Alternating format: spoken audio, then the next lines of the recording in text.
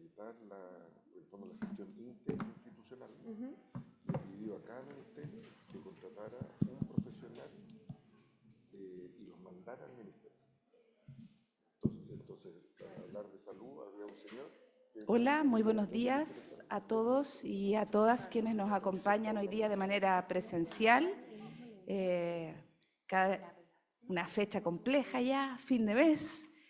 Así es que qué lindo ver una convocatoria importante de personas de manera presencial.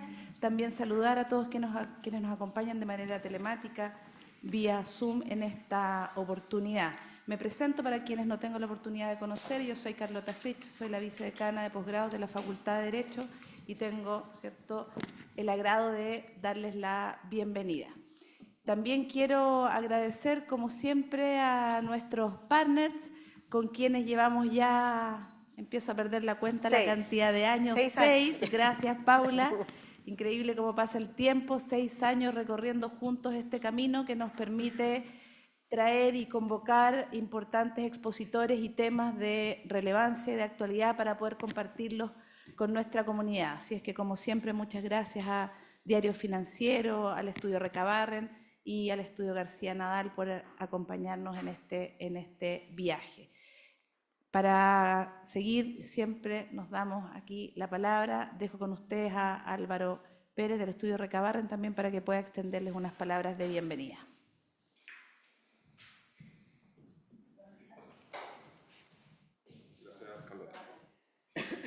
Bueno, buenos días a todos.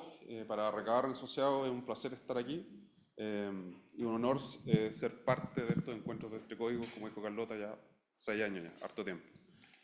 Bueno, desde su comienzo hemos acompañado esta iniciativa de reflexión legal con el convencimiento que estamos analizando y debatiendo sobre temas que ocupan nuestra profesión en el día a día y que contribuyen al desarrollo de nuestro país.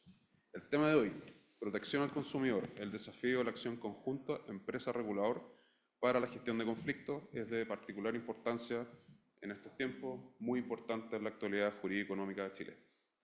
Bueno, la reciente experiencia del apagón eléctrico que tuvimos en febrero nuevamente pone arriba de la mesa, de alguna manera, ciertos temas y la necesidad de contar con reglas claras y precisas para determinados momentos en que los ciudadanos exigen sus derechos como consumidor.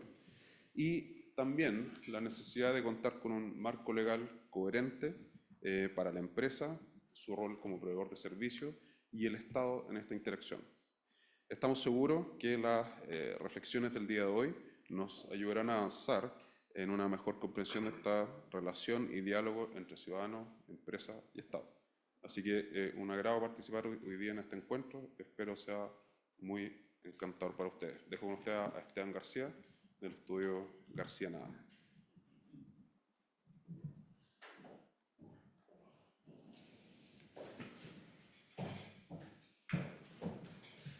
Muy buenos días a todos los que están aquí acompañándonos y también a los que están a través del sistema de videollamada, videoconferencia.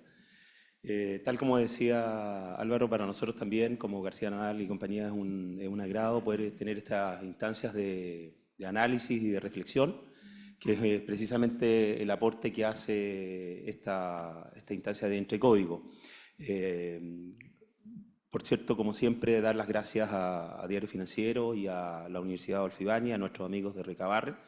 Y solo un poco reforzando lo que decía Álvaro, esta es una oportunidad al tocar este tema que estuvo, como decía Álvaro, tan de moda a propósito de un evento que ocurrió hace unos meses atrás, que afectó a muchos clientes, a muchos consumidores. Nos pareció que este era un tema que debíamos poder analizar. Y tenemos la suerte de contar con 2 exdirectores del CERNAC y una fiscal de una compañía, también de una compañía importante, para poder analizar, y creo yo, como nuestro rol de abogados, que es el generar los mejores marcos regulatorios, el generar instancias que permitan prevenir los conflictos, más que generar una avalancha de demandas. Creo que lo que hoy día está de moda es solucionar, prevenir, componer, más que litigar o judicializar todos los conflictos, las situaciones que pueden haber. Acá la clave está en establecer la mejor relación posible entre el ente regulador y los privados. a las empresas no les gusta que pasen estas cosas, daña increíblemente la imagen reputacional de las compañías, cualquiera de estos eventos. Nadie quiere salir en la prensa por una situación así, y creo que lo que importa es establecer la mejor relación entre el órgano fiscalizador y los privados, de manera de dar el mejor servicio y tener el más alto estándar de satisfacción de los clientes. Esperamos que esta sea una oportunidad de conversación, de diálogo, para todos los que están acá este día acompañándonos. Muchas gracias. Muchas gracias, Esteban, muchas gracias, Álvaro, muchas gracias, Carlota, por sus palabras de bienvenida. Y bueno, muy bienvenidos también todos los que están presentes y los que también nos están escuchando y viendo a través de la plataforma Zoom. Bueno, este es un nuevo encuentro entre códigos, el primero del año. Para nosotros, como Diario Financiero, siempre es un honor tener a grandes invitados conversando en estos paneles.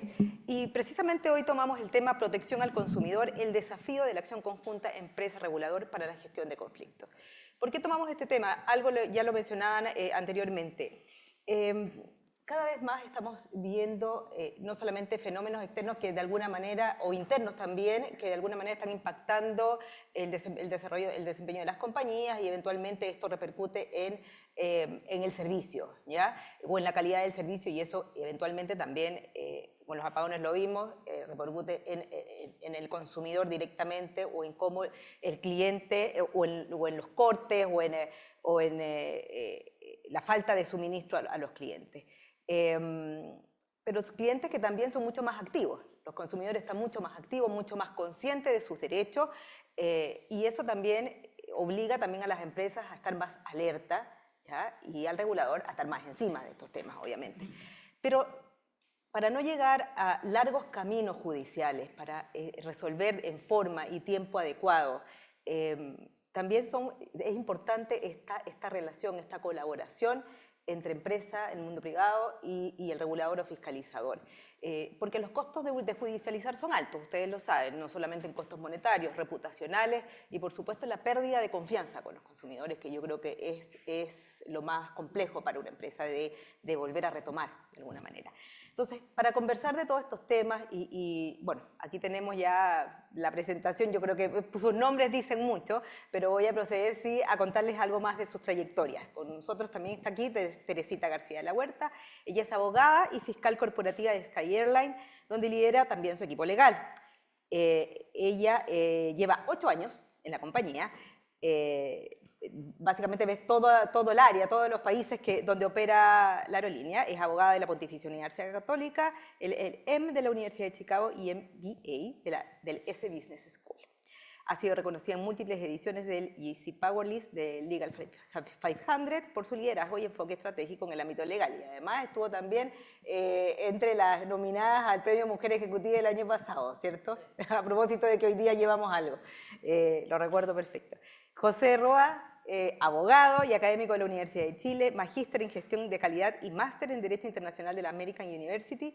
Fue director nacional del CERNAC entre 2004 y 2000. Trabajé en el CERNAC entre el 2000 y el 2010. Sí, pero claro, el último periodo como director, que todos recordamos sus múltiples apariciones en aquella época.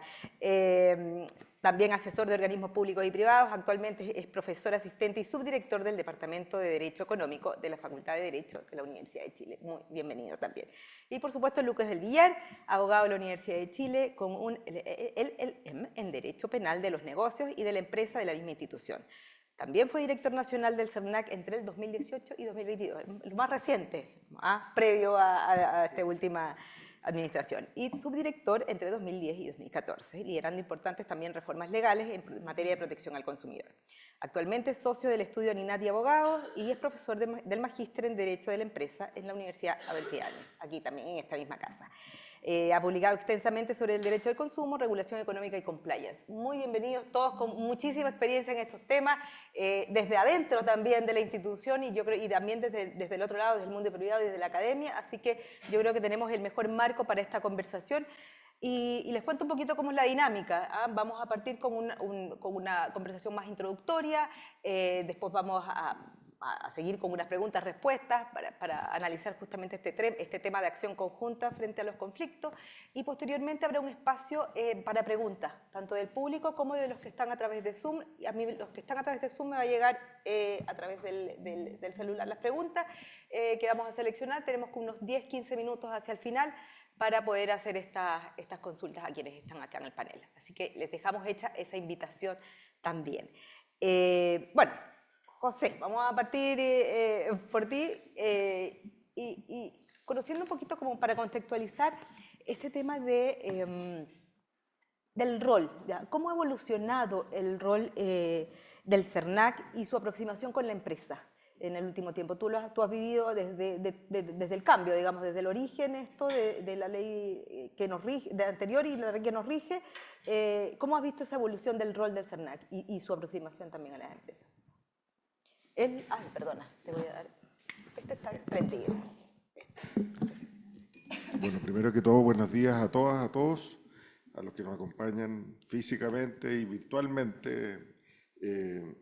Ahora, respecto a la pregunta, claro, en una mirada más larga, ¿cierto? Deberíamos decir un par de cosas. Primero, parte de los fundamentos de protección al consumidor son los costos de transacción, ¿cierto? Hay un premio Nobel, el único abogado, ¿cierto?, que habla de los costos de transacción, que puesto en protección al consumidor diría que cuando el costo de reclamar es mayor al beneficio del reclamo, los consumidores, que en la mayoría somos Sancho y no Quijote, no reclamamos. Entonces, si nosotros miramos la historia larga de protección al consumidor, uno ve que los juicios de protección al consumidor, los juicios de policía local, hasta donde hay estadística, se estacionó en el orden de 12.000 causas en policía local. Cuestión distinta es lo que ha pasado en juicios colectivos, donde también hay una cierta evolución. Las mediaciones colectivas, hoy día procedimientos voluntarios colectivos, lo que han buscado es dar precisamente resolución a los problemas de protección al consumidor, porque en su mayoría el costo de reclamar es mayor al beneficio del reclamo. Y por lo tanto, todo lo que está en la línea de lo que podríamos denominar protección colectiva de los consumidores ha ido precisamente a resolver esta problemática. Las mediaciones colectivas que partieron en el 2004 con los juicios colectivos, luego los procedimientos voluntarios colectivos en la reforma de fortalecimiento del CERNAC. Y por lo tanto hay que mirarlo desde esa perspectiva. Lo contrario es tener un grupo de insatisfacción permanente, una suerte de cifra negra de problemas sin solución, que eso evidentemente afecta la reputación, la confianza en el mercado, el desarrollo de los mercados, entre otros. Una segunda mirada sería mirar institucionalmente cómo ha evolucionado esto. Y la verdad es que si ponemos la mirada larga, lo que podríamos decir es lo siguiente, es que la protección al consumidor ha avanzado desde una protección reactiva jurisdiccional a una protección preventiva de cumplimiento. Y en mi opinión va avanzando hacia allá. ¿Por qué? La ley del año 97 lo que tenía eran procedimientos contravencionales, juzgado de policía local y una norma muy pequeñita sobre mediaciones.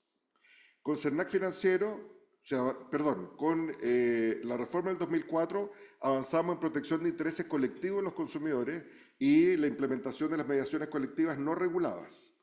Y los juicios colectivos precisamente han tenido resultados no solo por su implementación con sentencias condenatorias, sino que principalmente a través de la prevención de conflictos, la resolución anticipada de conflictos.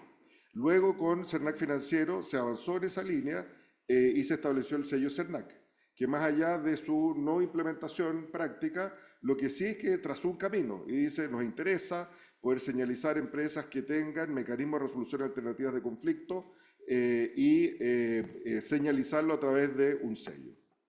Luego, si miramos la ley de fortalecimiento del CERNAC, en el segundo gobierno de la presidenta Bachelet, lo que vemos es una profundización de este camino. ¿En qué sentido? Más allá de la discusión sobre las facultades sancionatorias administrativas, lo que sí nosotros podemos ver es un conjunto de normas que lo que hacen es privilegiar la solución por sobre la sanción. Y cuando uno ve todas las causales que nos permiten recorrer hacia abajo la sanción de multa, uno ve que la autodenuncia, la colaboración eficaz, la resolución del problema causado a los consumidores son premiados por la ley con una menor sanción. Y si nosotros vamos ahora al proyecto que está en primer trámite constitucional, aprobado por la Comisión de Economía, o sea, le falta un camino, pero lo que uno ve es que ese camino se profundiza. Porque ¿qué es lo que dice? Dice, primero regula en sentido positivo todo lo que son mecanismos de resolución anticipada de conflictos. La última reforma del CERNAC, a propósito de una reforma del artículo 3, también avanzó en ese sentido y amplió los mecanismos ya establecidos por el CERNAC financiero. ¿En qué sentido? En que no se inicie un procedimiento sancionatorio sin antes buscar solución ante la empresa. Y todo este mecanismo de incentivos que tiene foco en la solución, ¿cierto?, y no en la sanción, se profundiza. Entonces, si uno pone una mirada larga, en mi opinión, esta es mi lectura, lo que uno ve es pasar de un esquema reactivo jurisdiccional sancionatorio a un esquema de incentivos preventivos de cumplimiento. Y ahí cobra sentido entonces no solamente la autodenuncia, los planes de cumplimiento, sino que los mecanismos como los procedimientos voluntarios colectivos o incluso los acuerdos en el marco de los juicios colectivos que son de los hechos mayoría. Hoy día los juicios colectivos, por regla general, terminan no con sentencia, sino que con acuerdos en el marco del propio juicio. Dicho eso, solo agregar un par de ingredientes a esta conversación. El título de este espacio, ¿cierto?, es la gestión conjunta entre regulador y empresa. Y claro, tal vez si uno mira la palabra regulador, uno podrá, ahí hay un espacio interesante para poder profundizar respecto no solamente a la relación con el CERNAC como Agencia de Protección al Consumidor, sino que también con aquellos organismos reguladores sectoriales, ¿cierto? Claro. Donde uno puede ver que hay competencias que pueden ser o complementarias o concurrentes, dependiendo cuál sea el caso. Y ahí también lo que hemos visto es una evolución hacia una mayor colaboración por parte de los actores públicos. Voy a hacer la historia porque para estos efectos soy más viejo. Breve. Soy más viejo, sí, 30 segundos. En la ley del año 97 habían muy poquitas normas. Y si uno ve la evolución, ¿en qué sentido se ha avanzado? Se ha avanzado en el sentido que CERNAC, siendo un órgano que tiene competencias amplias en materia de protección al consumidor, no solo ley del consumidor, sino que leyes, normativas, regulaciones que dicen relación con la protección de los consumidores, le entregó al CERNAC la facultad de denunciar y hacerse parte ante esas instancias administrativas, primero, y estableció la obligación de que esas instancias administrativas entreguen los resultados sancionatorios de sus propios procesos para poder iniciar eventuales acciones indemnizatorias, individuales o colectivas, según corresponda. Es decir, lo que uno ve en la propia Ley de Protección al Consumidor, aparte de la ley de base, es un conjunto de mecanismos de coordinación institucional para un actuar coordinado entre las instituciones. Y por lo tanto, lo que uno ve, yo diría, es como una noticia en desarrollo, pero cuando uno ve la historia larga, uno ve que los movimientos van hacia la prevención y el cumplimiento y hacia un actuar coordinado entre CERNAC y agencias reguladoras. Agencias. Muchísimas gracias por esta marco, digamos, del marco institucional en lo que cómo ha evolucionado y hacia dónde va. Pero ahí también en esta evolución es muy importante también, y tú lo mencionaste en algunos de los puntos, el tema de las herramientas. ¿Qué herramientas ahí, Lucas, quisiera que tú nos comentara un poquito? ¿Cómo han ido también cambiando ese uso? Porque claro, también ha ido evolucionando no solamente las herramientas, sino el uso que hacen las empresas o las asociaciones de consumidores o los propios consumidores para, como mecanismo de resolución de controversia. Cuéntanos ahí un poquito cómo tú has visto esa evolución en cuanto a las herramientas y su uso. Bueno, primero hay que remontarse un poco al origen del CERNAC, ¿cierto? El año 91, pero el año 97 recién con un estatuto protector de los consumidores, donde las herramientas eran denuncias de interés general en juzgado de policía local, que se utilizaban bastante poco intensivamente, digamos. Entonces era muy importante el tema comunicacional, ¿cierto? La fiscalización comunicacional finalmente tenía un costo reputacional para las compañías que se acercaban al CERNAC y respondían frente a atribuciones que eran bastante débiles, que se fortalecen a partir del año 2004 con la posibilidad de iniciar acciones colectivas, y algo quizás bien poco conocido, el año 2010 se incorpora en el estatuto PYME la posibilidad de multas por cada consumidor afectado. Entonces recién en el año 2010 las empresas se toman muy en serio, incluyendo el caso La Polar, digamos, la posibilidad de que un juicio colectivo establezca multas altísimas. Hoy en día estamos hablando de multas de cerca de 40 millones de dólares como tope, además de los mal llamados daños morales colectivos, daños punitivos, esta suerte de carga de la prueba dinámica. Es decir, probablemente la acción colectiva en Chile es de las más robustas que existe en el mundo, ¿ya? Eso significa que el SENAC tiene atribuciones muy sólida y muy eficiente desde el punto de vista que el efecto erga-omnes permite a todos los consumidores ser representados y por tanto es muy relevante esta atribución que va fortaleciéndose con el tiempo. Desde el punto de vista de la resolución de conflictos, claro, los reclamos se van incrementando desde el año 2000, estamos hablando de 100.000 reclamos, hoy en día estamos en cerca de 600.000, en la pandemia fueron cerca de 900.000, donde más de, vamos a decir, un promedio 55% se resuelve favorablemente. Estamos hablando de un volumen muy alto de resolución de conflictos de forma autocompositiva, solamente con la derivación. Y es muy interesante ver que las Naciones Unidas, a través de la Conferencia para el Comercio y el Desarrollo, hace una revisión de la política y del derecho del consumidor el año 2020, ¿cierto? Es muy típico de nuestra idiosincrasia dudar un poco cómo funcionamos y que nos miren de afuera, digamos. Bueno, vinieron expertos de distintos países, de Estados Unidos, Alemania, Corea del Sur, expertos de la UNTA, de revisar lo que hacen. Y la verdad es que es bastante ¿Cómo nos fue? bueno, nos fue bastante bien, digamos. Hay que fortalecer las herramientas, reconocen la acción colectiva y hacen recomendaciones en marco jurídico, en materia de marco de políticas públicas y también en marco institucional, ¿cierto? Pero son más bien profundizar. Por ejemplo, es muy interesante los temas relacionados con entrega de mayor información oportuna al consumidor o herramientas informativas que se desarrollan con ciencias conductuales, algo que ya empezamos en una época en el SENAC con la ley de fortalecimiento y que fue muy útil porque mejora mucho el desempeño que tiene para el consumidor y baja la conflictividad, ¿cierto? Prevenimos antes. Al tener más información también uno sabe. Exactamente. Cartillas informativas, hojas resúmenes de productos como los seguros, hablábamos recién, mejoran mucho el desempeño y para el Estado es mucho más eficiente invertir en estudios de ciencias conductuales y mejorar la información y evitar el conflicto. Y el SENAC ha ido resolviendo en gran medida a través de las acciones no solamente colectivas, los procedimientos voluntarios, digamos que son muy disuasivos, sino que también a través de la gestión de los reclamos y eso le permite tener información actualizada, en línea, de calidad para ejercer las demás atribuciones, incluyendo la dictación de circulares interpretativas que también las Naciones Unidas recomienda difundirla y utilizarla más intensivamente porque genera mayor certeza jurídica que beneficia la eficiencia del mercado y cumple con uno de los objetivos también de la regulación de consumo, que es dar más confianza a la ciudadanía como consumidores frente al mercado. ¿Ahora hay alguna herramienta que tú veas que está teniendo mucha más fuerza en el último tiempo? No sé, nosotros publicamos hace un tiempo un análisis de Kerry, aquí está una de las autoras, respecto de cómo se ha duplicado el uso de, por ejemplo, los procedimientos voluntarios colectivos. ¿Es algo que es una tendencia, es algo que viene más? ¿Por qué se da? Sí, a ver, lo primero yo creo que dado las nuevas atribuciones en materia de juicios colectivos tan robustas, con la ley de fortalecimiento, el año 2019 entró en vigencia, es que ya hay un sentido mucho mayor para las empresas de ir a los procedimientos voluntarios colectivos.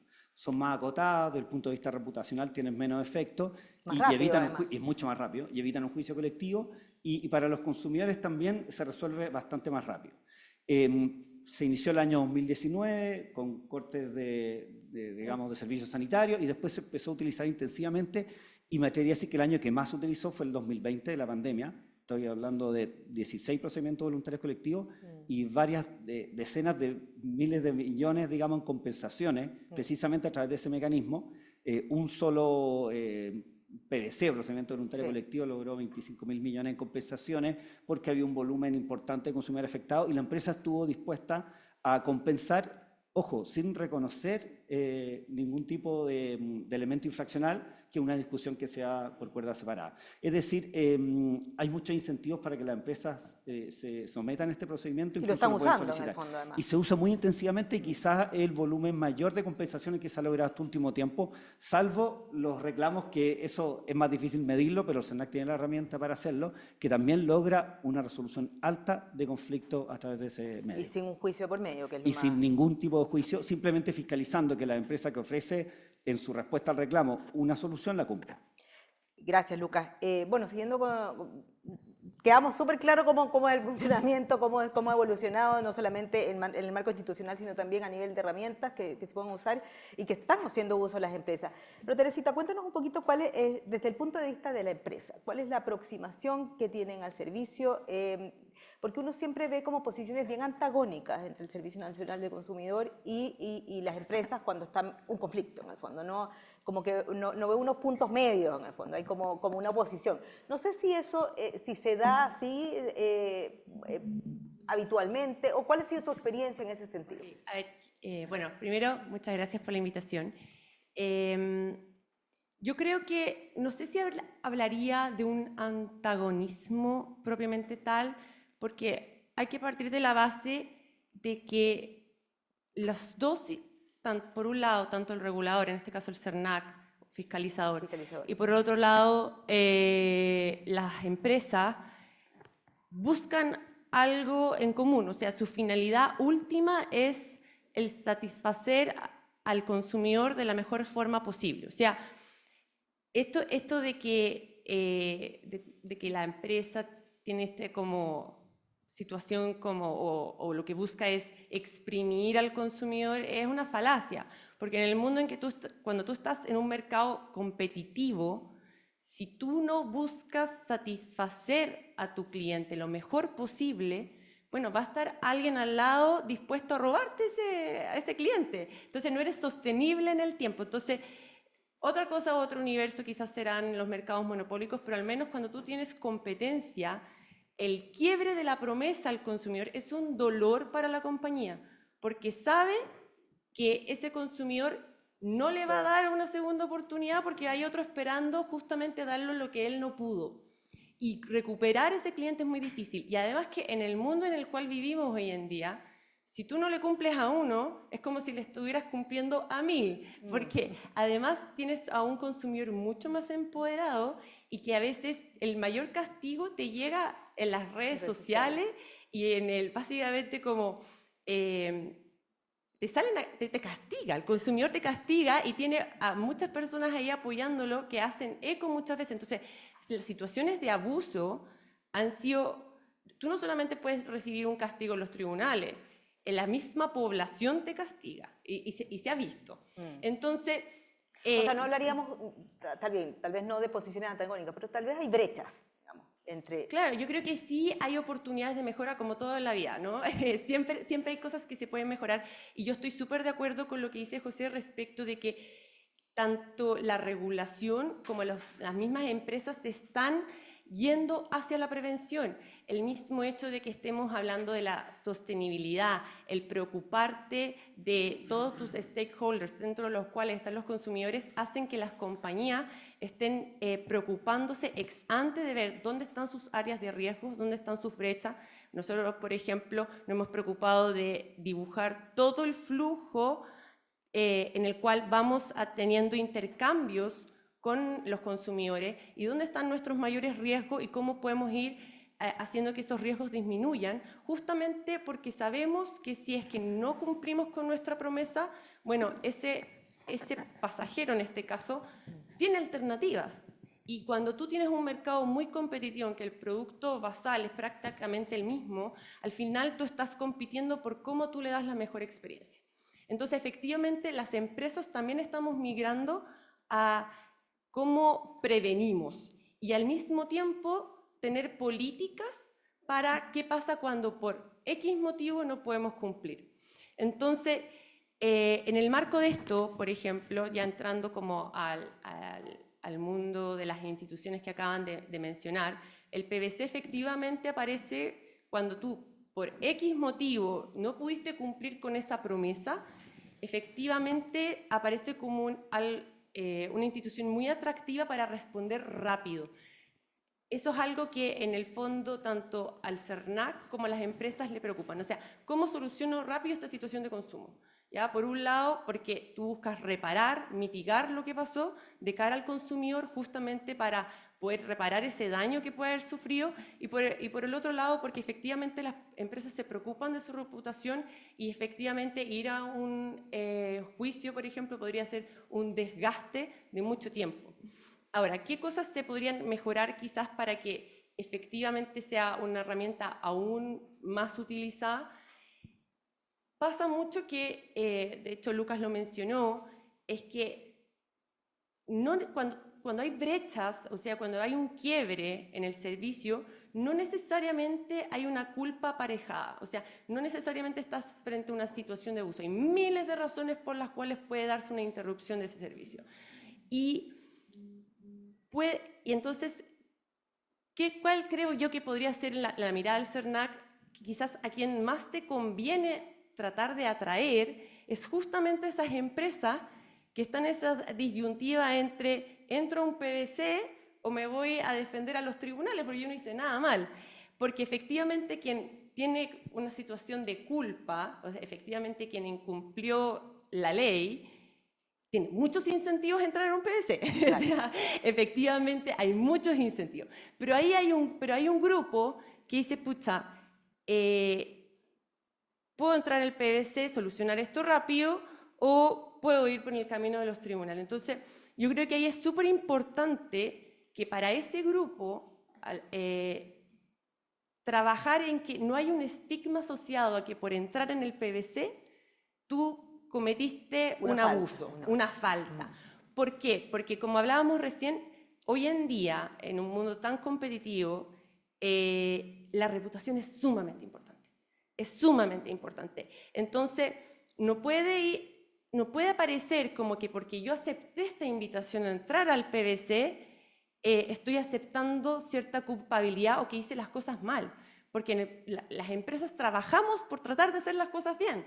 Entonces, y Pero muchas veces estas PVC, se siente que, a veces los culpa, PVC van acompañados de publicidad, porque justamente el CERNAC le gusta que los consumidores estén informados de que está haciendo cosas en pos de ello, y esa publicidad a veces puede tender a dar la impresión de que efectivamente hubo un actuar incorrecto. Y creo que pasa ahí que dices, chuta, ¿qué hago? Entonces entro aquí y aparezco como que estoy pagando por una falta, o me voy a los tribunales y me defiendo justamente para demostrar que yo hice las cosas bien. Y ahí nadie gana, creo yo. Nadie gana porque en el fondo, efectivamente, al final quien más pierde es el consumidor, porque puede ser que se tarde años en llegar a alguna reparación o no llegue nunca. También para la empresa es un desgaste, hay como, publicidad o comunicaciones asociadas que también siguen dañando su reputación, no aparece como colaborativa. Para el CERNAC también es un desgaste de recursos, ir a tribunales a pelearse, tampoco consigue ese fin último de reparar, nadie gana. Entonces yo creo que hay que proteger esa institución y efectivamente tratar de desligarla de eso, porque la ley dice efectivamente que participar no es reconocimiento de culpa, pero en los hechos muchas veces, por mucho que la ley te diga eso, la condena de la ciudadanía es mucho mayor. Digamos. Exacto, Ya. porque al final dañaste tu imagen. ¿Ya? Ahora, eso, ahí le pregunto como a todos, en el fondo dejo abierta la puerta, porque en el fondo el CERNAC también, al ser una institución más que se preocupa del problema de la gente, de los problemas reales de la gente de alguna manera, y el eco que tiene, porque siempre son muchísimos los afectados cuando llega una causa al servicio, también hay de alguna manera esa tentación más política, ¿ya? De uso político de la institución.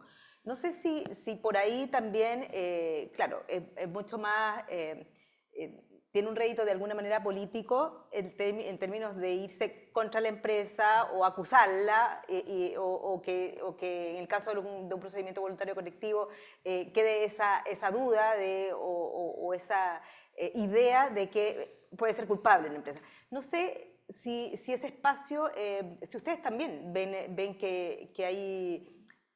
Que también tiene algún tema de riesgo político o de ser capturado políticamente el servicio. Sí, voy a seguir con la historia larga porque yo creo Ya. que es interesante. Esto lo escuchamos desde los 90, ¿cierto? Y tres consideraciones. Primero, o sea, claro, salvo Alberto Undurraga, que salió director del CERNAC y después fue diputado. No hay otras autoridades electas popularmente que hayan sido exdirectores del CERNAC. Pero, por ejemplo, sí dentro del gobierno puede ser un tema que, por ejemplo... Sigamos con eso, Ajá. ¿cierto? Primero. Segundo, antes el director del CERNAC era elegido a dedo, hoy día es elegido por alta dirección pública. Eso es parte de la reforma, entonces eso lo está alejando del ciclo político. Y hoy día, de acuerdo a la ley de fortalecimiento del CERNAC, además tiene causales de remoción, entonces sería como una ADP más arriba. No es igual que el fiscal nacional económico, pero es parecido. Entonces, Hay un resguardo, lo dice. que está haciendo, al menos institucionalmente, lo está alejando del ciclo político. Y lo que plantea Teresita tiene algo interesante, porque yo creo que hay dos consideraciones. Primero es, no hay empresa con tasa falla cero. Entonces, la tasa de falla es propio de la industria. Y la pregunta es cómo somos capaces de procesar las tasas de falla de empresas que dicen, me equivoqué, ¿cierto? Me equivoqué y quiero resolver. Y vengo yo a contar. Los procedimientos voluntarios colectivos pueden partir por iniciativa de la propia empresa. La autodenuncia está nombrada en la Ley de Protección al Consumidor. Y también uno podría distinguir los horrores de los errores, ¿cierto? A propósito de la buena fe o la mala fe, más allá de que si hay infracción o no hay infracción, o incluso uno podría decir empresas que dicen, ¿sabe qué? Yo creo que esto no es infracción, pero yo tengo una política interna que es más exigente que su ley y yo la quiero aplicar y quiero resolver este problema. Y la pregunta es cómo diferenciar esos tonos en la comunicación. Ahora, parte de los problemas es que no es noticia estar de acuerdo, es noticia estar en desacuerdo. Y cuando hay acuerdo y el CERNAC no hace nada porque estamos todos de acuerdo, eso no es noticia. Y dentro de las noticias, lo más relevante siempre son los puntos de vista encontrados. Entonces, cuando hay un mundo de acuerdo, pero una olita de desacuerdo, la olita de desacuerdo tiene una presencia mediática más fuerte. Entonces, yo creo que es un desafío compartido, no solamente respecto a los tonos institucionales, sino que también respecto al tratamiento de las noticias, en mi opinión. Un tema comunicacional. Es también, no solo, no solo. Oye, es pero también. ustedes hablaban del enfoque, a todos, hablaban del enfoque preventivo que hoy día tiene y que es súper relevante, digamos, en esta conversación fiscalizador-empresa, ¿cierto? Pero ¿qué hacer para que sea más efectivo? Ahí, ¿cuáles son las ideas que surgen? Y por ejemplo, si el camino que plantea el nuevo proyecto está en esa senda o no. Tú algo mencionabas al comienzo, pero profundizar un poquito en esto, en el enfoque particularmente preventivo. Sí, yo quisiera decir algo respecto a eso. Yo hice un informe al Ministerio de Economía a propósito del proyecto de ley y también asesor externamente al CERNAC, digamos, para tener todas las cartas sobre la mesa. Para ser transparente en el fondo. Y bueno, y tengo mi corazoncito, todo el mundo lo conoce, nada de esto es sorpresivo, por cierto, pero yo quería decir respecto a eso solo dos cosas. Uno, es necesario reconocer que tenemos un problema de justicia individual. O sea, yo creo que eso es lo primero. Y sobre eso yo creo que no hay mucha discusión. Hay una tasa no irrelevante, 10-11% de reclamos que no tienen respuesta a las empresas. No es que tengan respuesta negativa, no es que la empresa le dice, señor, no estoy de acuerdo con usted. No le responden al CERNAC. Tenemos 12.000 causas en JPL. Creemos que son 12.000 los problemas de consumidor no resueltos. Y la respuesta es no. Entonces tenemos un problema de insatisfacción en materia de justicia individual y tenemos que enfrentarlo. El proyecto lo que hace es que propone un conjunto de herramientas, pero yo diría, y parte de mi aprendizaje en la gestión pública es que pongámonos de acuerdo en el problema, ¿cierto? Y si consideramos que el problema es un problema que requiere una solución pública, conversemos sobre los mecanismos de solución. Entonces, yo diría que al menos lo que se arribó en el Congreso es a un cierto consenso en que hay un problema y que hay que resolverlo. Sobre los mecanismos, la verdad es que los mecanismos se tienen que defender por sí mismos y pueden haber unos mejores, un mix entre mecanismos y podremos tener una opinión sobre eso, pero lo que debiéramos tener un acuerdo es que existe un problema de justicia individual. Y el proyecto, al menos en mi lectura, y porque claro, depende del punto de vista en que se mire, pero el proyecto, en mi lectura, lo que busca, lo que se aprobó incluso en la Comisión de Economía, lo que busca es la solución, no busca la sanción. Y tiene un conjunto de pasos previos que lo que está diciendo la empresa es resuelva el problema, no lo queremos sancionar, queremos la solución al problema. Y claro, si no resuelve el problema, el CERNAC va a terminar conociendo y va a terminar teniendo su resolución y eso va a tener revisión jurisdiccional, etcétera, etcétera. ¿Pero existen esos incentivos para solucionar el problema? O sea, ¿Son los adecuados los que plantea el proyecto? Claro, podríamos discutir si son pocos o son muchos, pero existen. O sea, para ponerlo fácil, CERNAC no podría sancionar sin que la empresa antes haya tenido la posibilidad de resolver directamente el problema. Y si la empresa resuelve directamente el problema, el SERNAC no puede sancionar. Es un incentivo súper poderoso, ¿cierto? ¿Y por qué? Porque lo que se busca es solución individual. Lucas, A ver, ¿cuál es tu visión en eso? mi visión.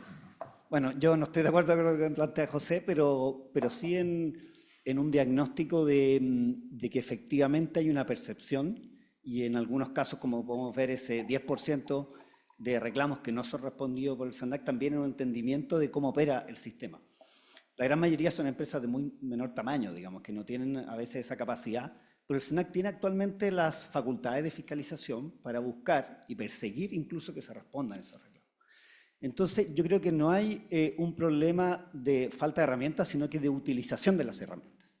Por ejemplo, cuando hablamos de los reclamos que no tienen respuesta, bueno, utilizar un procedimiento administrativo sancionador, que los conocemos múltiples, digamos, organismos fiscalizadores actuales, como define hoy el proyecto de ley respecto de un consumidor que tuvo un problema, es la máxima ineficiencia por definición. Los juicios colectivos tienen efecto erga omnes y permiten con un mismo procedimiento Llegar a todo. llegar a todo. 1 millón en el caso laboral, por ejemplo. Entonces, esta ineficiencia no se justifica en el ámbito del consumo. Quizás en otros ámbitos regulatorios podría ser.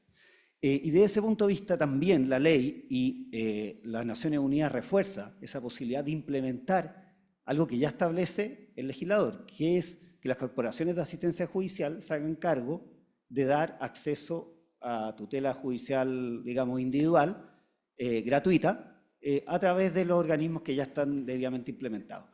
Esa herramienta no se ha implementado, es bastante eficaz porque permite indemnizaciones para los consumidores. El procedimiento administrativo sancionador del proyecto de ley no lo establece. O sea, el consumidor probablemente va a quedar bastante defraudado en términos de plazos, de recursos, y no va a obtener una indemnización.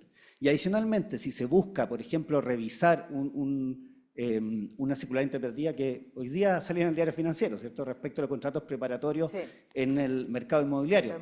Bueno, si hay que analizar cláusulas y la abusividad o posibilidad de ineficacia de esta, no lo permite el procedimiento administrativo. Entonces es costoso para el Estado, es ineficiente y además es ineficaz desde el punto de vista de las herramientas que le otorga en el proyecto de ley a este SERNAC en ese ámbito. Entonces, ¿Cuáles yo son creo los espacios de mejora allí? Bueno, yo creo que habría que profundizar lo que nos recomienda las Naciones Unidas, digamos, el procedimiento por el cual individualmente, digamos, a través de distintos organismos, coordinación SERNAC, Corporación de Asistencia o la institución que tome esas funciones, perseguir la indemnización efectiva de consumidores, sobre todo con un criterio de vulnerabilidad, ¿ya? Generar las expectativas que, si sacamos un cálculo así rápido, 240.000 reclamos no satisfechos van a ser tomados por 240.000 procedimientos administrativos por parte del SERNAC.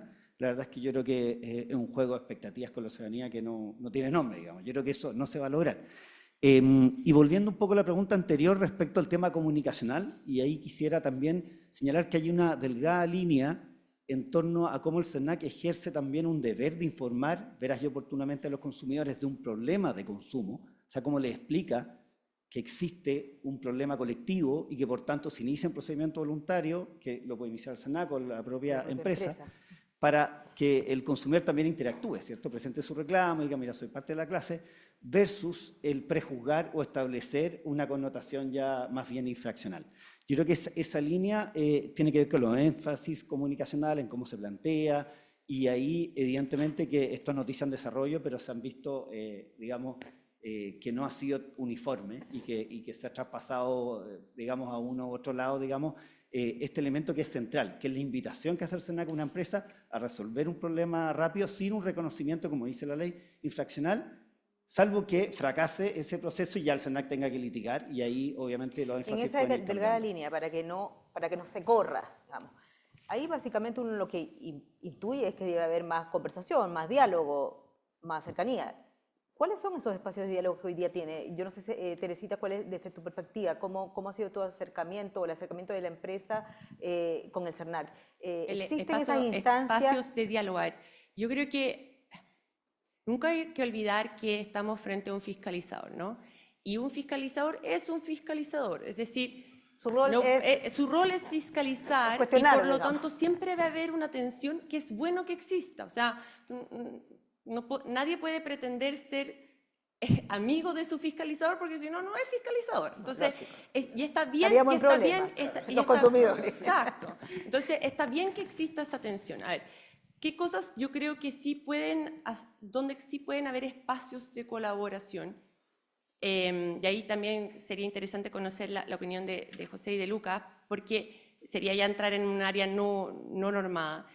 Por ejemplo, cuando nosotros estamos frente a una crisis, por la razón que sea, cuando estamos frente a la suspensión de un servicio, ¿ya? ¿Qué es lo que necesita en ese momento el consumidor? Necesita información, necesita certeza. O sea, es lo que más le importa, saber qué va a pasar, qué hacer, a dónde se dirige. Y ahí, bueno, normalmente las empresas que están preparadas tienen protocolos, ¿cierto?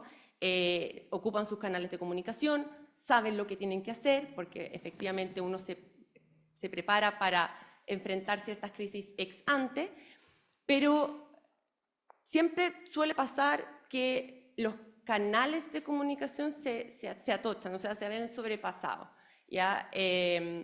Entonces, una de las cosas en que quizás se podría avanzar es que, ok, yo no solamente informo a mis consumidores por los canales que tengo establecidos de lo que está pasando y de lo que estoy haciendo, sino que también acercarme a las autoridades, a decirles, ¿sabe, señor, pasó esto, estoy haciendo esto? Y que el CERNAC en ese caso, por ejemplo, que tiene una llegada a millones de personas a través de sus plataformas, puede ser también quizás un canal para ayudar a orientar a esos ciudadanos y tratar de decir, ¿sabe qué? La empresa está haciendo esto, está haciendo estas medidas de mitigación, diríjase a tal parte, etcétera. Ocupar esas plataformas de comunicación sin que eso sea decir, oiga, estoy de acuerdo con el actor de la empresa, sino simplemente ayudar a contener, a sortear esa crisis, con el foco en esa cosa que tenemos en común, que es el consumidor. Porque efectivamente a veces en esos momentos de crisis lo que pasa es que tú tienes un consumidor desorientado. Entonces, que el CERNAC también sea una plataforma para poder orientar en ese momento de crisis al consumidor. Y después, sorteada la crisis, entremos a ver las medidas de mitigación, de reparación o incluso de responsabilidad que puedan caber. Pero en el fondo, sí podría ser, por ejemplo, alguien con quien trabajar en un momento de crisis, sin que por eso pierda su calidad de fiscalizador. Otra cosa que también podría ayudar a avanzar es que el CERNAC tiene el desafío, y de verdad que es importante, o sea, tiene una variopinta, distintos tipos de proveedores, diversos tamaños, diversas industrias, y tratar de fijar estándares mínimos para todos ellos es muy difícil, porque por un lado te puede pasar que tú dices, ok, el estándar que se debiera cumplir es pero no calza con la realidad de una industria determinada. O puede ser que funcione para proveedores de determinado tamaño, pero no para los más pequeños. Claro, no hay por ejemplo, estándar y eso es un único. desafío gigantesco, porque tú como fiscalizador y regulador, en el fondo, tratas de establecer ciertos estándares comunes, ¿ya? Empujando a que ellos sean cada vez mayores, pero eso no puede servir una sola regla para todos, ¿ya? Entonces, y de hecho pasa también incluso cuando tú vas a decidir si entrar a un PVC o no, tú dices, bueno, uno de tus temores es, ¿y qué pasa si me empiezan a pedir cosas que no tienen ninguna relación conmigo? Entonces, creo que una de las cosas que se podría avanzar, por ejemplo, es cómo, por ejemplo, con las entidades que son reguladas, el CERNAC puede empezar a coordinarse mejor quizás con los reguladores sectoriales, o bien quizás a tener sus propias unidades especializadas, cosas de hablar del mismo idioma con las empresas de los distintos sectores. Porque cuando tú sabes que alguien te entiende, que entiende tu idiosincrasia especial, que entiende cómo tú operas, tu realidad particular, hay una relación de mucha más confianza. Porque sabes que no te van a decir, oiga, no, pero es que usted debió haber hecho eso. No, es que esto no En la industria no aplica. No ponte tú. aplica para mí. Entonces, el hablar el mismo lenguaje con alguien también es algo que ayudaría mucho. Y respecto, por ejemplo, de las fiscalizaciones que hablaba Luca, pasa que al ver, el CERNAC tiene acceso a todos los reclamos. Entonces, cuando empieza a ver que cierto tipo de reclamo empieza a aumentar y que tiene un origen común, llama a los distintos proveedores y les pide explicaciones. Y ahí se da un espacio para tú poder explicar, hey, ¿qué fue lo que pasó? Esto fue lo que hice, etcétera. Y también se da una instancia en que tú puedes explicar y aprovechar de comunicarle al CERNAC cómo es tu realidad, cómo es que opera, por qué pasó esto, qué fue lo que hiciste. Y hay buena acogida, porque por un lado, cuando tú haces las cosas bien, tú no tienes nada que esconder. Entonces, si tú hiciste las cosas bien, ¿por qué no vas a concurrir a una audiencia del CERNAC donde tienes que explicar qué fue lo que pasó y qué fue lo que hiciste? Pero sigue existiendo ese temor de si te van a entender. Entonces, si hay ese espacio también para que el CERNAC pueda ir trabajando con las autoridades sectoriales o bien creando unidades para que, en el fondo, haya gente especializada y tú no tienes que partir cada vez a explicar lo mismo, podría avanzar enormemente. Aquí tenemos a José que ha anotado, no le imagino, muchas cosas. Así que te dejo el micrófono. No sé si quieres agregar algo porque querías mencionar algo de No, lo que... es que quisiera volver sobre una cosa muy puntual. Es que de la exposición de Lucas no me queda claro si tú crees que hay un problema que resolver o tú crees que no hay problemas que resolver. Porque si hay problemas que resolver, eso significa que las herramientas actuales no han sido capaces de procesar esos problemas. Y por lo tanto habrá que pensar sobre otras herramientas las cuales uno podrá discutir. Yo no comparto tu análisis, me parece estático. Yo creo que los incentivos funcionan de manera dinámica.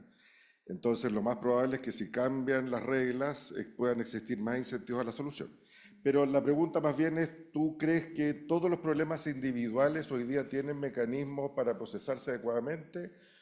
O, que es mi posición, de que hay un universo de problemas individuales que no están teniendo mecanismos para ser procesados adecuadamente y generan desconfianza, insatisfacción, etc. Yo creo que existe un problema, evidentemente como ciudadanos y consumidores lo vemos.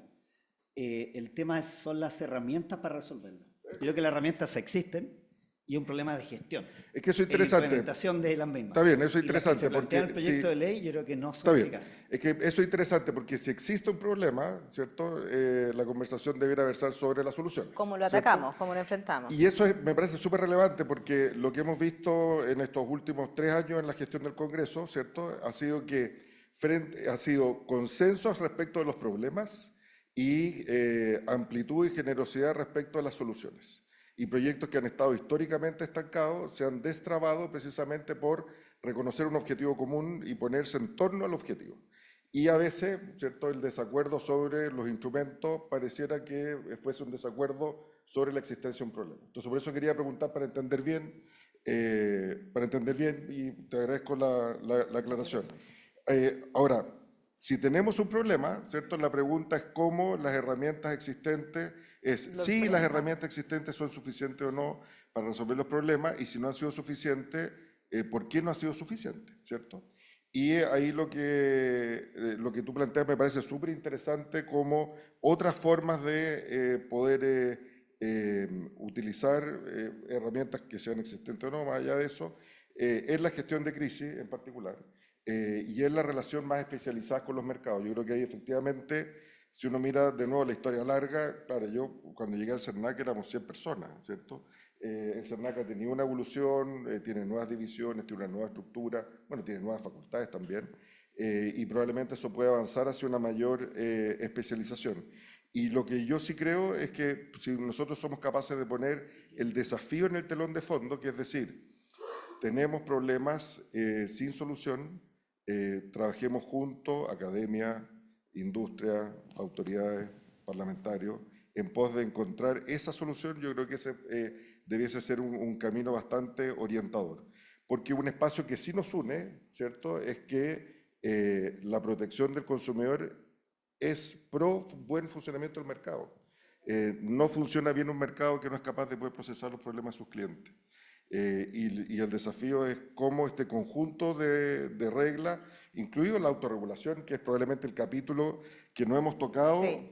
pero no hemos tocado Pero vamos a tocarlo un ratito. porque su desarrollo, yo diría, tiene grandes oportunidades hacia el futuro, ¿cierto? Yo no creo que no tiene un gran desarrollo como en otras industrias, donde hay organismos de autorregulación que se han dedicado a sacar los lobos con piel de oveja de las propias industrias, ¿cierto? Uno en Estados Unidos ve organizaciones de proveedores que se dedican precisamente a separar la paja del trigo y a decir, ese señor no es de los nuestros. Nosotros creemos que es un mal proveedor que engaña a sus clientes y tener también mecanismos que permitan resolver esta conflictividad, porque, insisto, no hay mercado con tasa falla cero. Eso sería un mercado con bienes y servicios muy caro. Entonces, asumiendo que hay tasa de falla, la pregunta es cómo se disponen los mecanismos para que la ley se cumpla y los consumidores se vean satisfechos. Tengo una duda respecto de lo que decía Teresita y lo que en algún momento mencionaron ustedes, pero existe, hay un sesgo, ustedes que fueron estuvieron del lado del regulador, del fiscalizador, hay un sesgo cuando llegan los reclamos, hay un sesgo contra la empresa, porque pareciera en esta delgada línea, digamos, por ejemplo, que a ustedes les cuesta decidir si vamos por un PVC o no, porque si no se nos van de alguna manera comunicacionalmente se va a dar la impresión o la sensación de que somos culpables. ¿Existe ese sesgo o por qué se da esta sensación de parte de las empresas y que justamente es un tema más que no tiene que ver con la regulación, con lo escrito, sino con una sensación de alguna manera? Es que yo, o sea, partiría por como los caminos institucionales. Los caminos institucionales son sucesivos. Lo primero que se hace es buscar solución. Y si no hay solución, se pasa a la etapa siguiente. Y claro, los miles de reclamos que son resueltos por las empresas directamente ante la empresa no son noticias, los que son resueltos a través del CERNAC no son noticias, pero cuando no hay acuerdo, no hay solución y va a tribunales, ahí sí hay noticias, ¿cierto? Entonces, probablemente lo que nosotros conocemos no son las miles de historias exitosas, sino que las historias de desacuerdo. Y eso, efectivamente, lo que uno conoce, ¿cierto? Lo que uno conoce es lo que uno, salvo que uno trabaje en esto, por cierto, que yo te puedo decir, obvio, la mayoría de los reclamos se resuelven.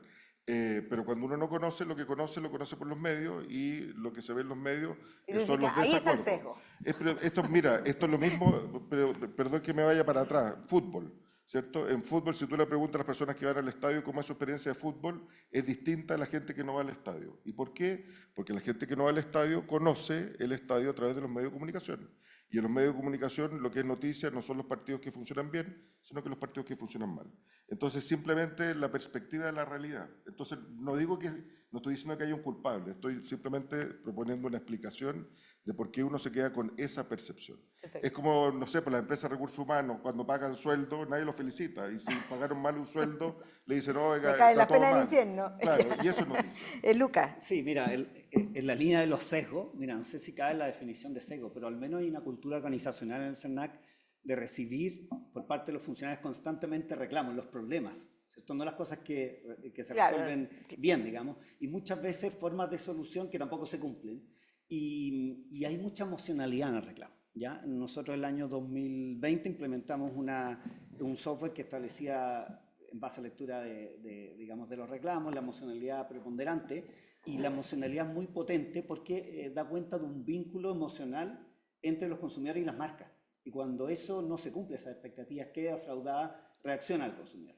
Y eso, de alguna forma, lo he absorbido, digamos, por los funcionarios del servicio, que ven también una forma de servicio público en torno a poder resolver ese conflicto de parte de quien lo origina, digamos, que son las empresas.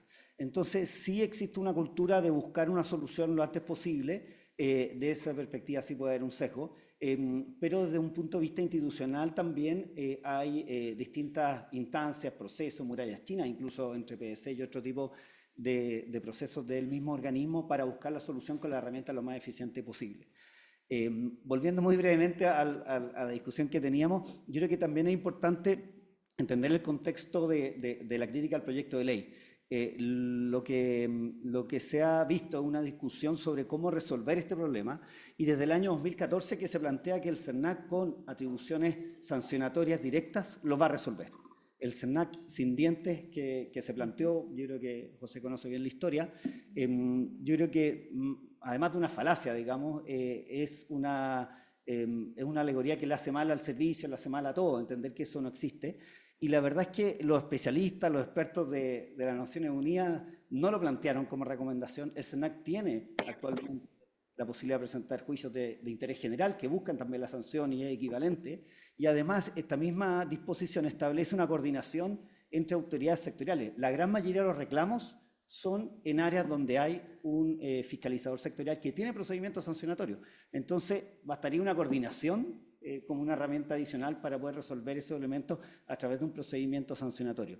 Entonces, ese ajuste de expectativas es, bueno, en 2 años más entraría en vigencia si se aprueba esta ley, ¿se van a resolver y vamos a llegar a tasa cero o se va a generar un incentivo tan relevante como para evitar algo que el CERNAC ya cuenta con herramientas mucho más robustas? Por eso que yo digo que es un tema de gestión, de cómo se ejercen las atribuciones, Más derivación, más que de nueva normativa. más que nuevas atribuciones, Nuevas atribuciones, es cómo o sea. se utiliza la actualmente vigente fiscalización, derivación a corporación de asistencia judicial, juicios de interés general y sobre todo los juicios colectivos con los procedimientos voluntarios que resuelven al menos la gran mayoría de los problemas de consumo. ¿Queda respondido el punto o Es no? que tengo una pregunta. Tú fuiste director de CERNAC 4 Así años es. con estas herramientas. Así es. Entonces, no entiendo si es una autocrítica o tú consideras que... A mí me tocó implementar la ley de fortalecimiento. Sí. Y dentro de eso había un conjunto importante de herramientas donde están los PVC, que yo creo que se lograron No, compensaciones. pero focalicémonos en el problema irresoluto, porque efectivamente justicia colectiva yo creo que ha tenido un avance significativo que todos reconocen. Más bien el problema residual es justicia individual. Entonces la pregunta es respecto a justicia individual. Ya. Bueno, Porque lo que tú dices es, desde el 2014 el CERNAC tiene las facultades, tú fuiste director los Sí, 4 años siguientes, te tocó implementar esta Sí, ley. sí. Entonces, quisiera entender bien. sí, entendí ya la pregunta. A ver, lo primero es que yo creo que es una falacia pensar que existen problemas colectivos e individuales. Son exactamente los mismos problemas, la única diferencia es la mirada intertemporal. Tú tienes un problema individual y esa empresa lo puede generar respecto a muchas personas. Lo que tiene que hacer el CERNAC es esperar que haya un mayor detrimento y por tanto mayor afectación de los consumidores y actuar con herramientas colectivas. Tratar de resolver un problema que afectó a una persona y nunca más va a afectar a nadie Y mientras es tanto, ineficiencia pura, digamos. Está bien, y Esa mientras es tanto, esa definición. y mientras tanto, porque está bien, es como esperemos que el vaso se llene y lo tomamos colectivamente. Y mientras tanto hay consumidoras, consumidores que están esperando una solución, que están tocando la puerta de las empresas, que están tocando la puerta del CERNAC, que le escriben al diario, en redes sociales. Es un buen punto, por eso que hay que cambiar la perspectiva y entenderlo de una lógica realista y eficiente. El caso La Polar fueron 1 millón de repactados, partieron en el año 2000 con un reclamo. Obviamente que no era eficiente actuar con uno, que nunca más se iba a repetir, pero sí con 1 millón después de años. O sea, no hay una diferenciación entre el conflicto individual Pero que sí el también colectivo. se O sea, tiene hay que una cambiar mirada- la la pregunta frustración es el individual es otra. entremedio. Claro. Es que esto es importante porque esto se discutió desde el año 90. El año 90 dijeron, la mejor protección al consumidor es la que no existe porque el mercado resuelve los problemas en el largo plazo, ¿cierto? Y las malas empresas salen del mercado. Entonces, no hago cargo de esa afirmación. no, está bien, estoy diciendo esto tiene como una larga trayectoria, entonces Con la su análisis pregunta histórico. es más bien, ¿y qué se hace entre medio? Ahora, yo creo que tú El estarás- proyecto de ley tú dice que estarás- si hay tú más de estás- 50 afectados, ya no procede el procedimiento administrativo sancionador. O sea, No con estoy- 50 ya no sirve. Entonces, ¿cuál No, es el problema que está atacando? pero por eso, pongámonos sobre los problemas y las facultades actuales y después podemos conversar sobre las soluciones, pero con las facultades actuales la pregunta es qué se hace entre medio y yo creo que tú sí Juicio de estarás de interés acuerdo, tú sí estarás de acuerdo conmigo que no todos los problemas son colectivos. O sea, que hay un porcentaje súper significativo de problemas que no van a ser colectivizables porque son empresas más pequeñas, porque son casos bastante particulares que requieren solución. O sea, pongámonos en el caso, incluso dentro de los casos colectivos, Shakira o los cortes eléctricos, ¿cierto? En el caso de Shakira, el que venía a Punta Arenas y contrató el avión, ¿cierto? Para poner, en este Sky. caso, y contrató un Shakira hotel. Sky. Está bien, está en el marco de un problema colectivo, pero su daño es individual. En el caso de electricidad, los electrodependientes, o la persona que tenía, no sé, una fiesta al día siguiente y se le echó a perder todo el refrigerador, está bien, es dentro del marco del caso colectivo, pero es un caso individual.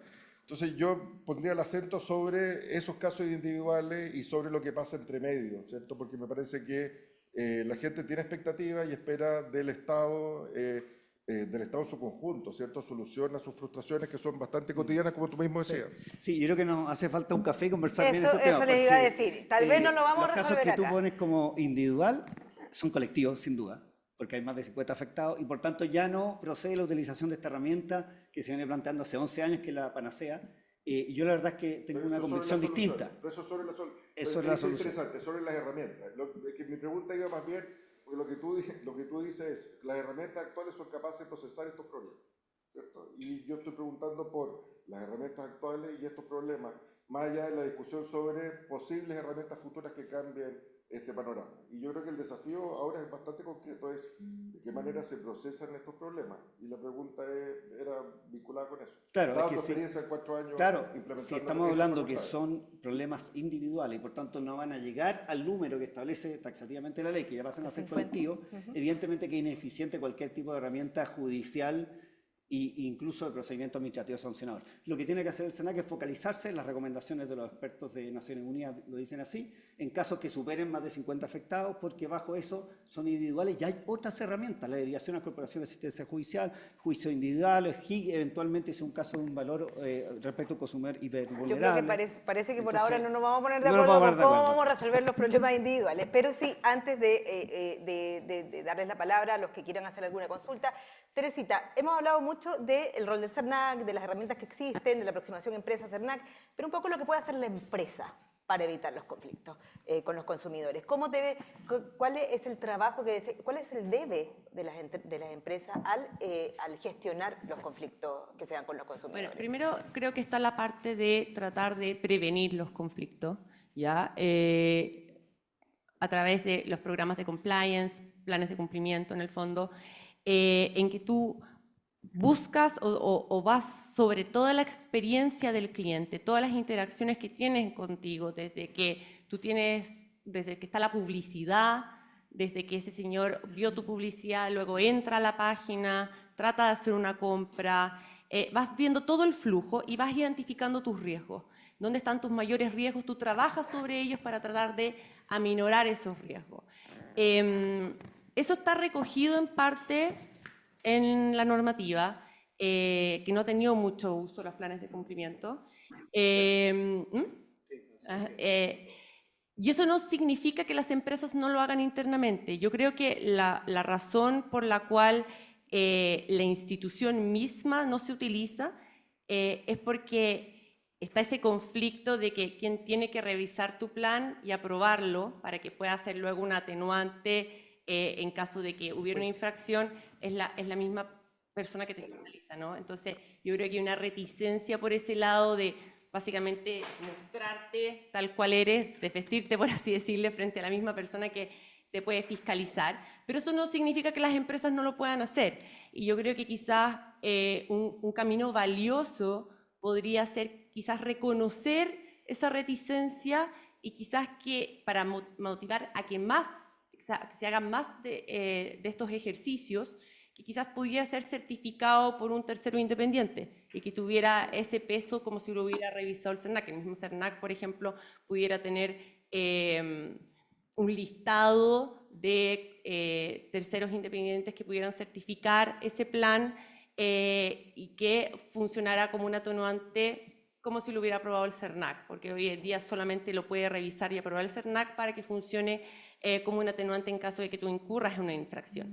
Pero ese yo creo que es un primer paso, ¿no es cierto? Trabajar en cómo es tu relación en los distintos ámbitos, dónde están tus mayores riesgos y luego, como bien dice José, es imposible que todo salga bien, ya no existe ese mundo y por lo tanto tú tienes que estar preparado para el caso de que no te vaya bien y cuál va a ser tu reacción frente al consumidor. Y justamente tener una política para, ok, si se produce un quiebre, ¿cómo yo voy a reparar? Porque efectivamente como tú reacciones, incluso puede ser una oportunidad. O sea, en el fondo, ok, sí, me equivoqué, pero reaccionaste bien. Ese puede ser tu mejor fan después el día de mañana, ¿no? Entonces, yo creo que también trabajar en eso ex ante, estar preparado, ayuda para tener una mejor respuesta. La prevención, Quizás básicamente. precisar un poquito, porque muy en la línea de lo que bien dice Teresita, los planes de cumplimiento es la forma más eficaz de dar tratamiento, digamos, a los riesgos infraccionales en materia de consumidor. Por la naturaleza es lo mismo, por riesgo de ocurrencia bastante cotidiana. Y estos procesos internos en materia de información, de publicidad, de contratación, etcétera, permiten a través de un sistema de gestión de cumplimiento y un plan de cumplimiento adecuado evitarlos, prevenirlos, ¿cierto? De forma bastante eficiente. Ahora, la ley, lamentablemente, establece el requisito de la aprobación del SENAC. Ahora, en mi época lo que hizo el SENAC es implementar un sistema de certificación por terceros externos que tienen que cumplir ciertos requisitos. Pero la ley no le otorga el mismo valor al certificado, digamos, que otorgan estas instituciones externas sin la aprobación del SENAC. Y ahí ha habido cierta reticencia, son muy poquitas las empresas que han concurrido con su certificación cara al SENAC. Actualmente también ha habido un problema institucional respecto de la contraparte. Yo creo que se requiere una mayor apertura, confianza y diálogo también en el ámbito de la mejora de los sistemas de planes de cumplimiento en torno a que las empresas ya derechamente los presenten para que queden públicos y poder ser una herramienta mucho más eficaz porque se otorga el beneficio precisamente a la empresa que hizo esa inversión, digamos.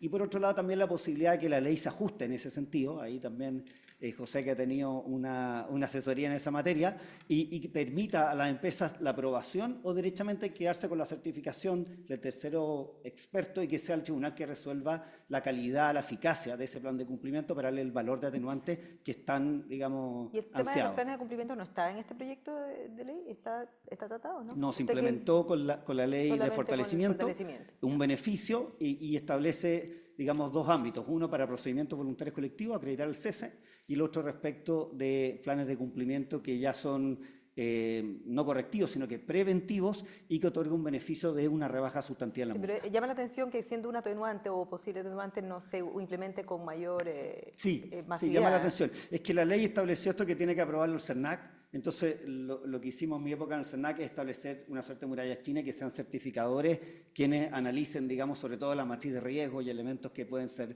más estratégicos de la empresa. Oye, está súper interesante la conversación, pero yo no sé si los que están aquí quieren hacer alguna pregunta por allá. No sé si tenemos ahí. Allá hay una pregunta, no sé si por este lado. Sí, vamos por ahí cada una y por este bloque también después Lore. Hola, muchas gracias. Mi nombre es Isabel Margarita Cabello y yo quería hablar mucho de la autorregulación de los mercados. Hoy día yo estoy a cargo de la Defensoría del Asegurado, que es una institución privada, que es gratuita para los consumidores que tengan problemas con las compañías. Y creo que es súper relevante eso, cómo las empresas se hacen cargo de resolver antes de que llegue efectivamente a un fiscalizador o a un regulador. Hoy día estamos trabajando con el Laboratorio de Justicia de la Universidad Adolfo Ibáñez para poder escalar el servicio. Esta es una institución que existe hace más de 16 años, que ha conocido más de 14.000 casos, pero efectivamente tiene que crecer, tiene que cambiar la forma en que está haciendo las cosas para poder abarcar más y poder efectivamente resolver. Lo bueno que tiene, y como ejemplo, es que esta institución, las compañías de seguros, se han voluntariamente acogido y es vinculante. Es decir, si el asegurado acepta la resolución de la Defensoría, la compañía está obligada a cumplir si efectivamente no hay otras instancias. Y yo creo que eso es súper importante que como empresas, como mundo privado, trabajemos mucho en evitar que lleguemos a tener que ir a un fiscalizador, a un regulador. Y yo creo que eso es muy importante también visibilizar. Las empresas están haciendo cosas, creo que además tenemos que buscar instancias en que haya independencia, autonomía, profesionalismo, y creo que eso es una instancia que tenemos que trabajar en el mundo privado y en el mundo público indistintamente, sin importar bien, porque lo que está claro acá que todos lo que buscamos son los consumidores, son las personas, evitar efectivamente perder confianza a las empresas, a todas les importa eso.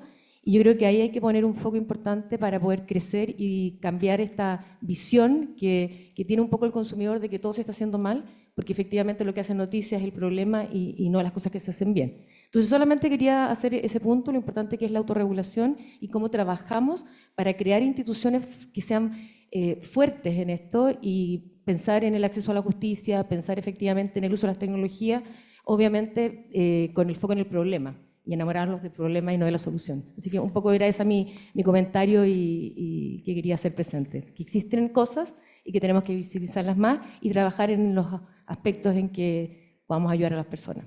Muchas gracias, Isabel Margarita. Por acá, sigamos con las preguntas y después los comentarios, ¿les parece?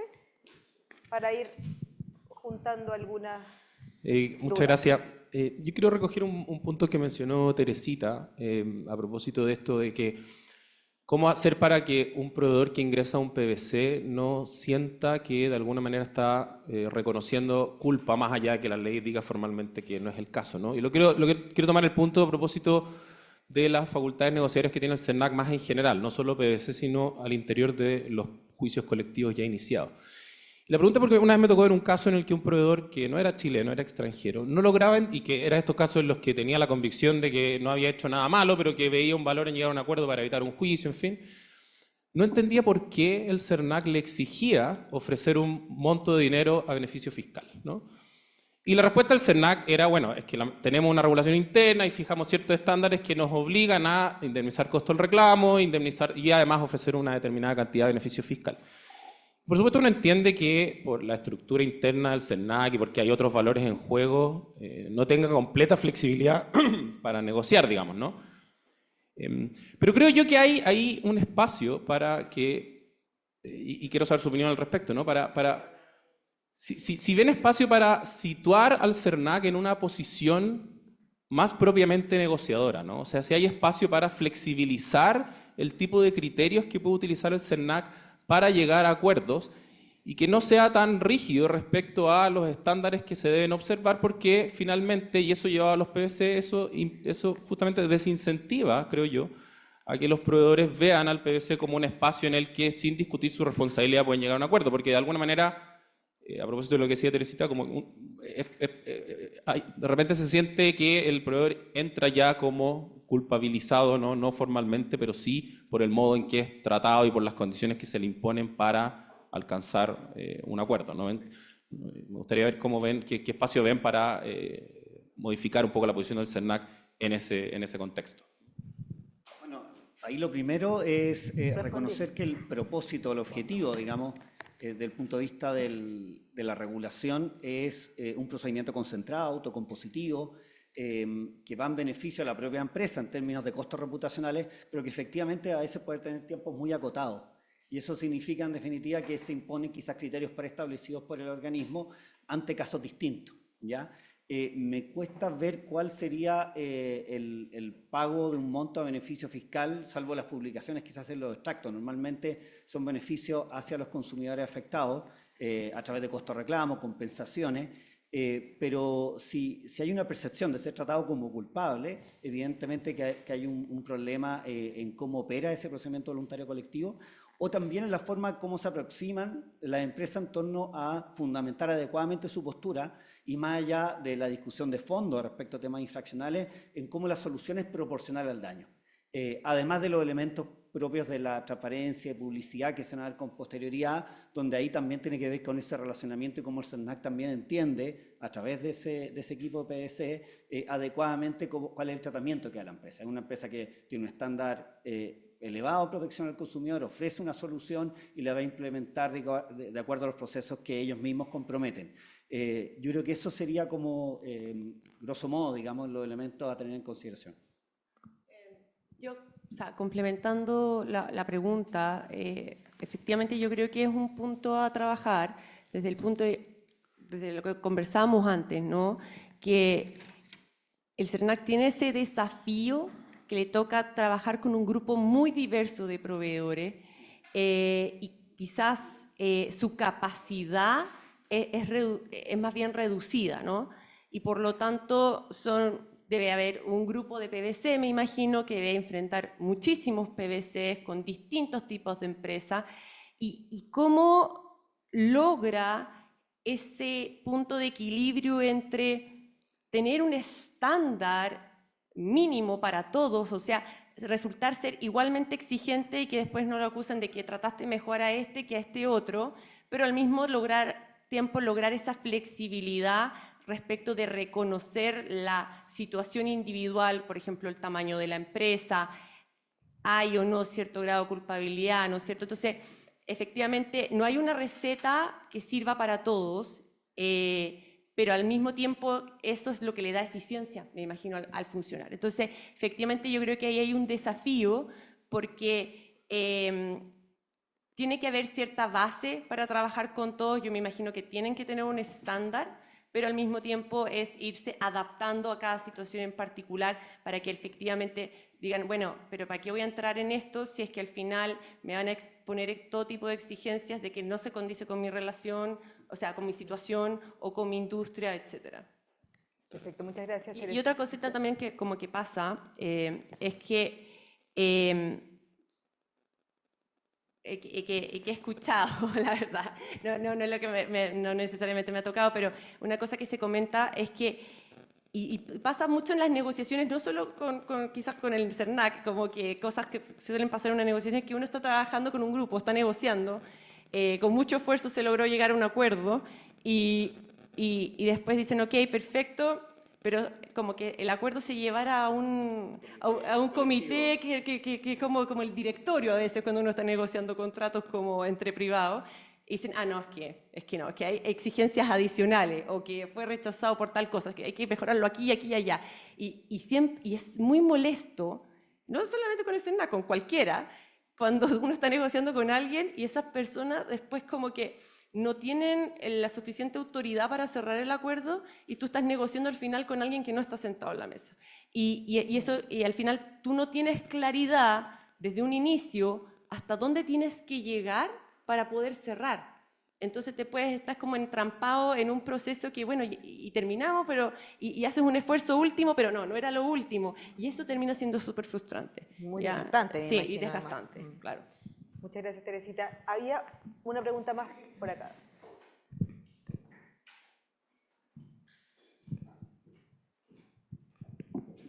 Hola, bueno, muchas gracias a los panelistas, muy interesante todo lo que han comentado.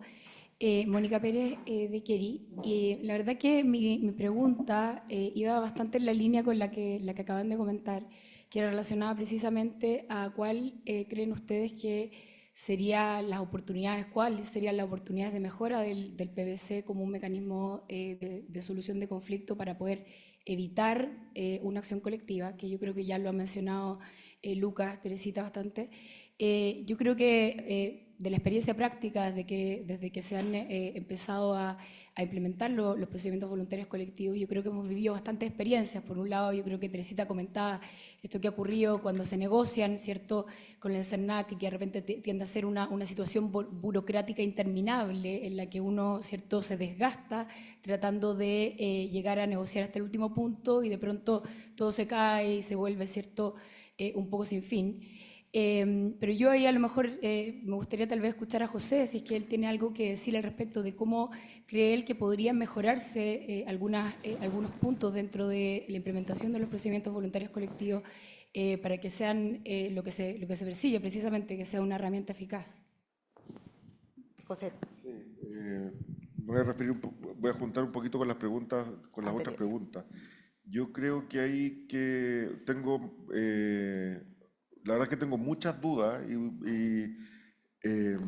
no tengo respuestas muy claras, pero creo que hay algo que mirar con más detalle respecto de todos los mecanismos que ha establecido la ley y que van hacia el lado como de la prevención, la autorregulación, en fin, y por qué han tenido los resultados que han tenido, ¿cierto? Sellos CERNAC, ninguno, PVC entiendo que hay 2 aprobados, o sea, perdón, planes de cumplimiento, 2 aprobados. Entonces, claro, hay algo que no cuaja, y lo que comentan de esta como prevención de me acerco o no me acerco, yo creo que hay algo que hay que mirar, y la verdad es que tengo más preguntas que certezas sobre eso, y tal vez sería de mucha utilidad mirar desde ahí lo que preguntas tú sobre los procedimientos voluntarios colectivos. Me ha tocado dirigir 2 tesis sobre procedimientos voluntarios colectivos.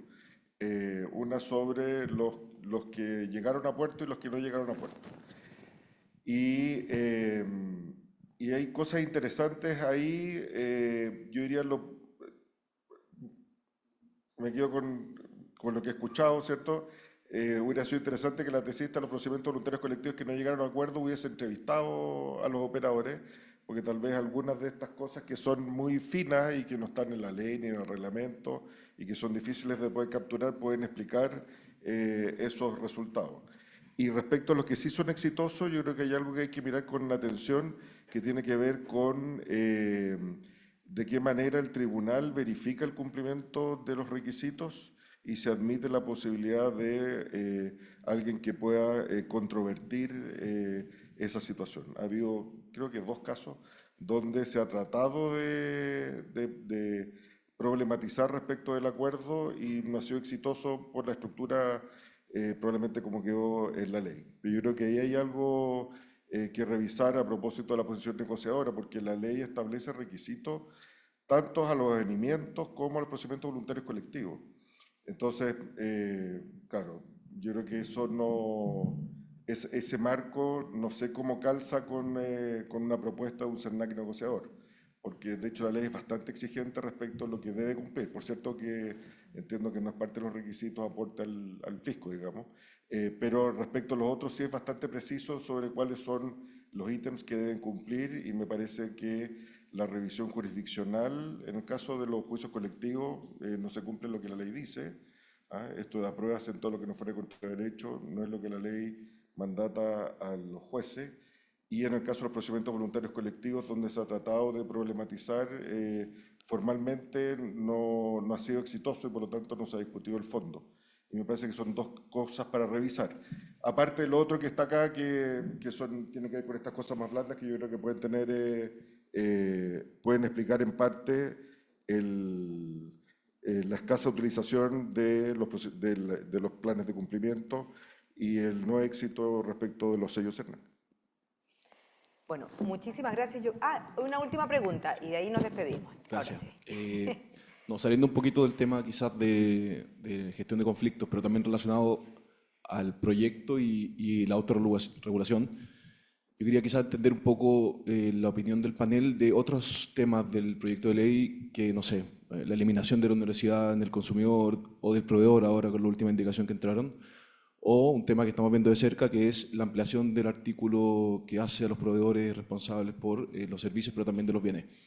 En el fondo es un tema que conversa con esto. Yo creo que tiene una pata de buscar la prevención, pero también por otra parte amplía tanto el aspecto, o así lo vemos, que deja a las empresas también un poco en una situación de incertidumbre. O sea, un poco entender cómo lo ven ustedes y si lo estamos leyendo igual. Nosotros creemos que están buscando más amplitud y más manos y más todo para poder en el fondo solucionar los problemas que ellos están viendo que hay. Sí, ahí puedo pasar un comercial, ¿no? Un aviso, por supuesto. Aviso. El último. Sí. Ayer la Universidad de Chile tiene un programa de Derecho del Consumo, tiene un ciclo que se llama Derecho y Consumo y ayer fue sobre uno de estos temas. Tuve yo, además otros panelistas, estuvo súper interesante. Valdría la pena mirar eso porque ahí se tocó a propósito de los temas de onerosidad, etc. Y respecto al tema de la intermediación, yo creo que hay que mirar con harta detención los fallos que han habido sobre cortes. O sea, yo creo que hay que mirar por qué problemas están detrás de esas regulaciones, ¿cierto? Y mi lectura respecto de eso, que ha sido más bien del desarrollo parlamentario del proyecto, no del proyecto inicial, tiene que ver con los fallos respecto a la noción de proveedor. Estoy hablando de los polleros, estoy hablando de papel tisú, donde dicen ellos no son proveedores, ¿cierto? Y de los fallos que hemos visto en cortes de apelaciones respecto de plataformas de marketplace, que lo hemos visto también a propósito de competencia desleal, donde dice la plataforma marketplace no es proveedor. Y por lo tanto no hay ningún régimen de protección al consumidor respecto de ellos. Y ahí yo creo que la discusión más de fondo es cuáles son los regímenes de responsabilidad de la cadena de comercialización, que no puede ser ninguno, ¿cierto? Ahora, pero también podemos decir que no puede ser igual para todos, ¿cierto? Y el 44 de todas maneras tiene esa sutileza porque habla de sin perjuicio del derecho a repetir. Es decir, el 43, intermediación, porque reconoce en consecuencia estos regímenes diferenciados, más allá del fondo y si uno está de acuerdo o en desacuerdo, etc. Lucas, la última intervención. Última intervención. Sí, acotar la línea de lo que decía José Roa, que efectivamente hay una discusión a nivel global respecto al grado de responsabilidad en el caso de los intermediarios y de la cadena, cómo también responden frente a estos ilícitos, sobre todo en otro ámbito, anticompetitivo, en términos de daños.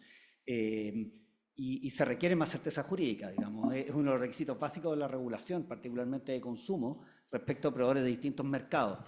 A mi juicio, el proyecto de ley avanza, pero tiene cierta falencia en materia de dar mayor certeza jurídica respecto a estos ámbitos de responsabilidad, por un lado. Y volviendo un poco al tema de los PVC, yo creo que también cabría un perfeccionamiento regulatorio en ámbitos de dar una respuesta más clara a la empresa que solicita el PVC. A veces yo he visto en algunos casos en representación de clientes que pasa mucho tiempo sin una respuesta clara de parte del CERNAC cuando la misma empresa solicita la apertura de PVC, por un lado. Lo segundo es también esta discusión respecto de, bueno, un legitimado activo, 50 más consumidores pueden presentar una demanda colectiva. ¿Hasta qué punto el CERNAC inicia un PVC con posterioridad y por tanto evita que ese juicio se tramite? También un tema que está en discusión. Y por último también la revisión que hace el tribunal, entendiendo que hay una posibilidad también para hacer reservas. Se han visto pocos casos de reservas que pueden hacer consumidores individualmente y quizás resolver un poco el tema de reconocimiento infraccional y mecanismos más simples que van en beneficio al propio PC. Si bien para el proveedor es un poco incierto quiénes van a hacer reservas, pero sí es claro, y recordemos que hay un requisito de consulta pública, digamos, del acuerdo, en términos de que quienes no, emitan ningún tipo de opinión, eventualmente van a tener una posibilidad a través de un ejercicio, o sea, hay un costo, digamos, de transacción importante para ese consumidor, normalmente no se hace, pero que quede más abierto ese canal y entender cuál es la lógica de ese mecanismo. Yo creo que con esos elementos en el PVC quedaría bastante más reforzado. Oye, tenemos algunas otras preguntas, pero que nos llegaron a través de Zoom, pero lamentablemente por la hora no vamos a poder continuar. Son ya las 10:30, es una conversación muy interesante, muy entretenida, muy ilustradora, además de cómo estos dos ámbitos, dos mundos se encuentran o desencuentran también.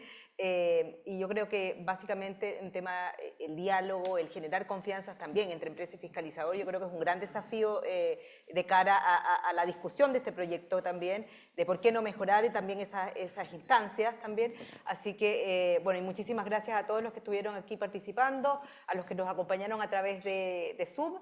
Y dejarlos invitados también al próximo encuentro entre códigos que avisaremos prontamente, y agradecemos por supuesto nuevamente a nuestros socios en esta actividad, la Universidad Adolfo Ibáñez, los estudios que nos acompañan ya varios años, Recabarren y Asociados y García Nadal, muchísimas gracias a cada uno de ustedes también. Y nada, pues los dejamos invitados también a que nos sigan en la comunidad Entre Códigos a través de nuestro newsletter que pueden registrarse en la página web del df.cl. Muchas gracias, muy buena jornada. Muchas gracias.